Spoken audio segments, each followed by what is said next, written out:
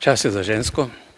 Prepričan sem, da bo Nataša dobra predsednica, razume funkcijo predsednika države, zaveda se pomembnosti javne besede predsednika in odgovornosti zanjo, zavezana je vladavini prava in vladavini človekovih pravic.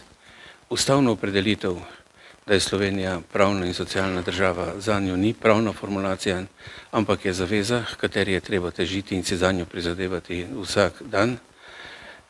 Dialog je zanjo pot do iskanja skupnih rešitev, dobro umešča Slovenijo v mednarodni prostor, posebej pomembna pa se mi zdi njena pobuda, da bi, če bo izvoljena, predsednice, kolegice po svetu pozvala k skupni akciji, da bi državljani sveta dvignili glas zoper atomsko oborožitev in konec atomske nevarnosti, ki zdaj grozi.